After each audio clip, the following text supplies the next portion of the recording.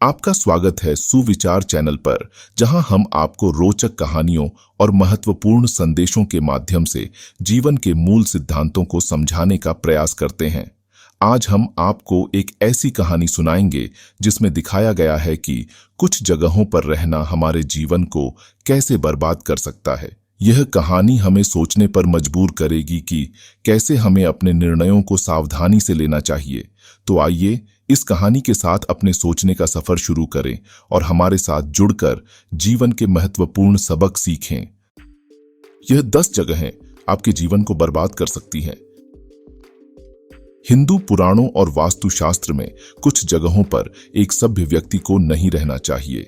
यदि वह वहां रहता है तो निश्चित ही उसके जीवन और भविष्य पर नकारात्मक प्रभाव पड़ते हैं।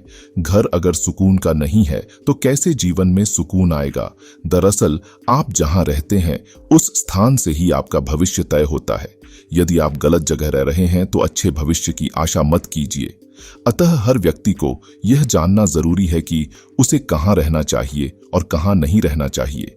यदि आप नया मकान बनाने जा रहे हैं या खरीद रहे हैं तो इन बातों का विशेष ध्यान रखें। रहने के स्थान से किसी भी प्रकार का समझौता मत कीजिए। हाँ, यह सही है कि हर जगह सभी तरह की सुविधा उपलब्ध नहीं हो सकती, लेकिन फिर भी प्रयास करने में क्या जाता है। तो आओ जानते हैं कि कहां रहना चाहिए और कहां नहीं। 1. तिराहे या चौराहे पर न हो घर। यदि आप तिराहे या चौराहे पर घर खरीद रहे हैं तो सतर्क हो जाएं। इस जगह पर वास्तु दोष निर्मित होता है। चौराहे के घर के संबंध में तंत्र शास्त्र कहता है कि यह तमोगुण का स्थान माना गया है। इस जगह नकारात्मक ऊर्जा अधिक होती है। यहाँ लोगों तथा वाहनों का आवागमन लगा रहेगा, जिसके चलते आपकी मानसिक शांति भंग ही रहेगी। आप में उत्तेजना बनी रहेगी। अतः चौराहे के पास घर नहीं बनाना चाहिए। इसी तरह तिराहे पर भी भयानक वास्तुदोष निर्मित होता है। यहां रहने वाले सभी सदस्य मानसिक रूप से परेशान ही रहते हैं। 2. सुनसान जगह पर नहीं हो। घर 2 तरह के सुनसान होते हैं, एक मरघट की शांति वाले और दूसरे एकांत की शांति वाले।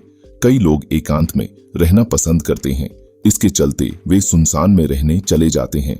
भविष्य पुराण के अनुसार आपका घर नगर या शहर के बाहर नहीं होना चाहिए।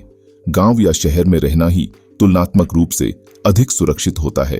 यदि घर बहुत सुनसान स्थान पर या शहर गांव के बाहर होगा तो जब भी आप घर से बाहर कहीं जाएंगे उस दौरान आपके मन और मस्तिष्क में घर परिवार की चिंता बनी रहेगी। ये तो आप भी जानते होंगे कि सभी सुनसान स्थान पर अपराधी आसानी से अनिष्ट संबंधी गतिविधियों को अंजाम दे सकते हैं। दूसरी बात, यदि शहर से दूर घर है तो रात बिरात आने जाने में भी आपको परेशानियों का सामना करना पड़ेगा, भले ही आपके पास कार या बाइक हो। 3. घर हमेशा लें स्वजाति और स्वधर्मी के पास। घर, फ्लैट या मकान ऐसी जगह लें जहां आपके धर्म या स्वजाति के लोग रहते हो, क्योंकि वैचारिक भिन्नता के चलते कई बार आप अच्छा महसूस नहीं करते हैं। अधिकतर मौके पर ऐसा होता है कि भिन्न संस्कृति और धर्म के लोगों के साथ रहने के लिए किसी एक को हर मामले में समझौता करना होता है। यदि आप शाकाहारी हैं तो निश्चित ही किसी मांसाहार के पड़ोस में रहना पसंद नहीं करेंगे। ऐसी भी कई बातें हैं जिन पर गौर करने से पता चलेगा कि क्यों स्वजातीय और स्वधर्मी लोगों के साथ रहने से व्यक्ति खुद को कंफर्ट महसूस करता है। हालांकि आधुनिक युग में इन सब तरह की बातों को आप अस्वीकार कर सकते हैं। इसके अलावा अपने रहने के स्थान पर पड़ोसियों को भी जानें, क्या वह आपके मिजाज के हैं या कि नहीं।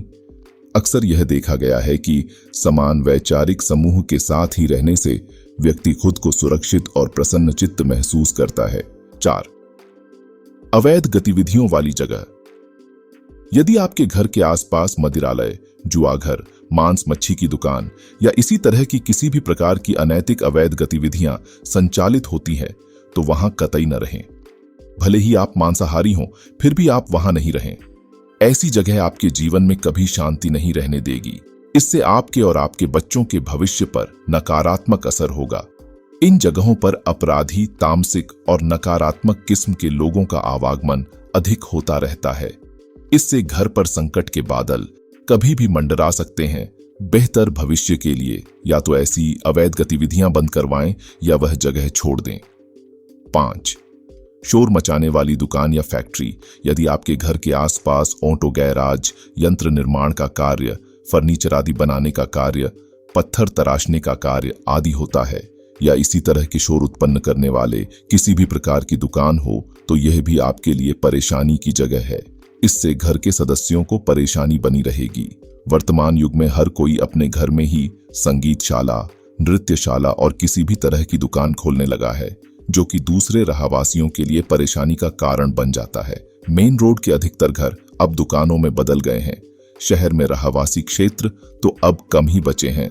लोग आपत्ति नहीं लेते, इसलिए यह सब चलता रहता है और अंततः दूसरों के कारण आपका जीवन दुखदाई हो जाता है।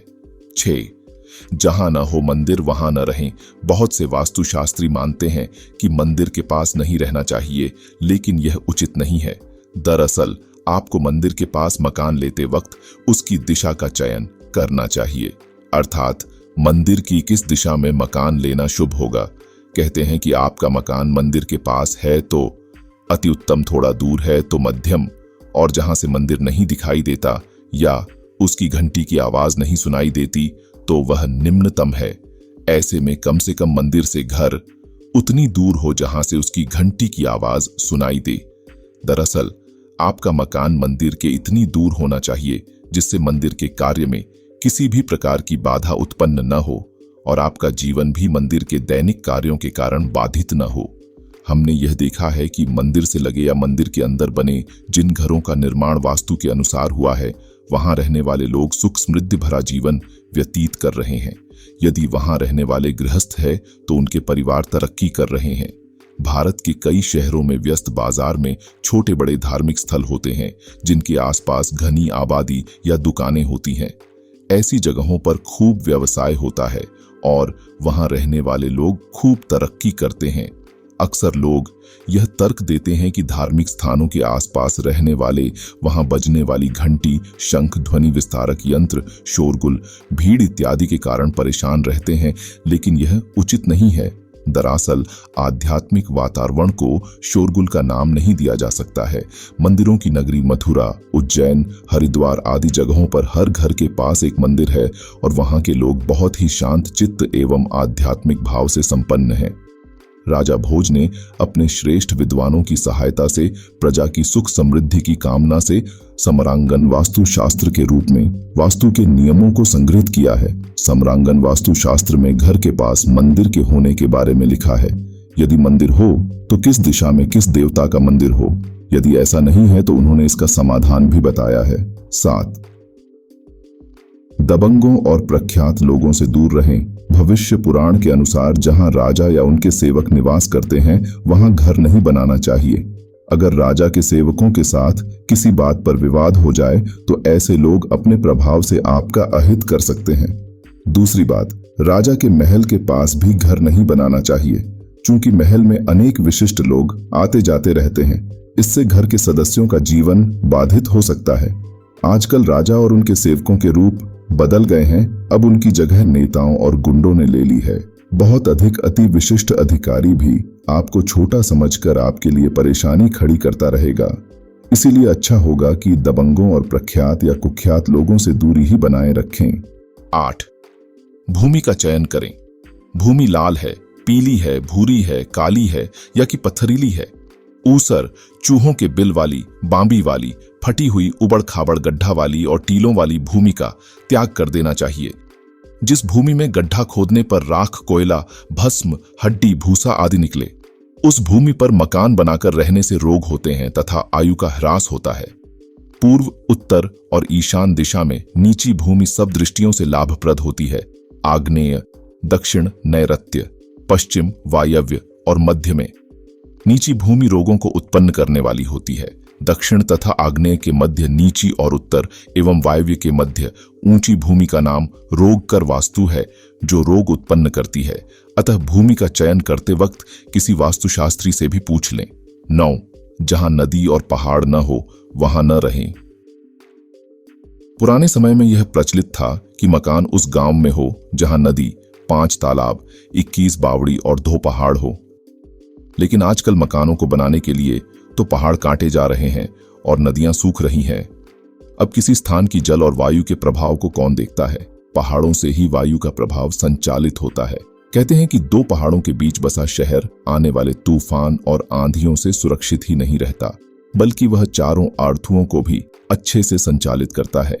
मकान पहाड़ के उत्तर की ओर बनाएं ताकि दक्षिण में पहाड़ हो। जिस शहर के दक्षिण में पहाड़ है वहां रहना उचित है, लेकिन जिस शहर के उत्तर पहाड़ है और समूची आबादी दक्षिण में रह रही है तो ऐसे स्थान को छोड़ देना चाहिए।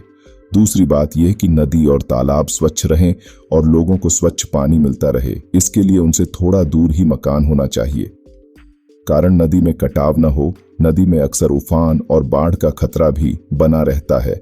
इसके और भी कई कारण हैं जिसके चलते नदी के पास नहीं रहने की हिदायत दी गई है। 10 दक्षिणमुखी घर, मोहल्ला और शहर छोड़ दें या सुधारें।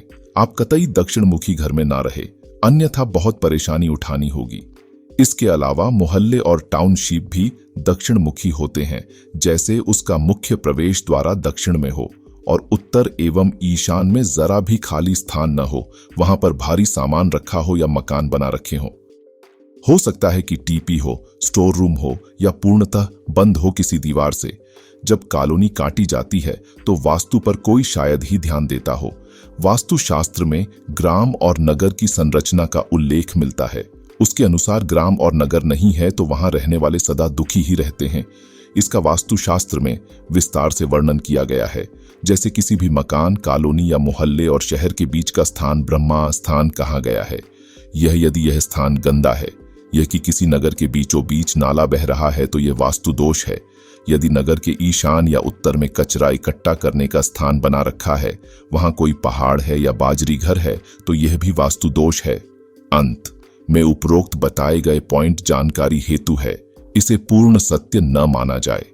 किसी वास्तुशास्त्री से मिलकर इनके विस्तार में जाकर ही कोई निर्णय लिया जा सकता है, जैसे कि दक्षिणमुखी नगर या मोहल्ले में रहना हो तो कहां पर रहें और किसी तरह से मकान बनाएं। प्रिय दर्शकों, हमारे इस वीडियो को देखने के लिए आपका धन्यवाद। आपने हमारे साथ समय दिया और हमें आपकी साथ प्रेरणा मिली है। अगर आपको हमारा वीडियो पसंद आया तो कृपया इसे लाइक करें और हमारे काम की सराहना करें। अपने दोस्तों और परिवार के साथ इसे साझा करना न भूलें, ताकि और लोग भी हमारी सामग्री का आनंद उठा सकें।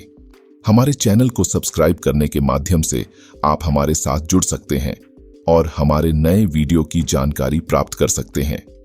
इसके लिए सब्सक्राइब बटन पर क्लिक करें और घंटी आइकन पर क्लिक करके सूचनाएं प्राप्त करें, ताकि आप हमारे नए वीडियो को न खो दें। हम फिर से आपका आभारी हैं कि आपने हमारे साथ इस यात्रा पर जुड़ा और हमें आगे बढ़ने का साहस दिया। आपके साथ हमें साझा करने का इंतजार रहेगा। धन्यवाद।